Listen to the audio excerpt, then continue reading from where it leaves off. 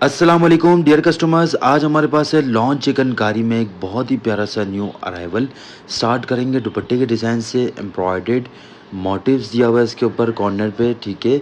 Border less दी हुई होगी, embroidered cotton net fabric होगा।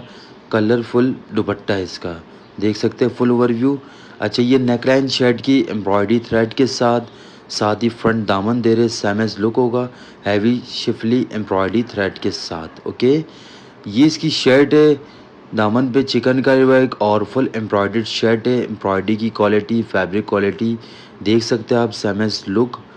ओके, और ये इसकी स्लिप्स का डिज़ाइन एम्ब्रॉयडर्ड कफ के साथ थ्रेड एम्ब्रॉयडरी है, ठीक है। क्वालिटी 100% बेस्ट होगी। ये फुल एम्ब्रॉयडर्ड स्लिप्स आ गई, 1 यार्ड स्लिप्स का फैब्रिक।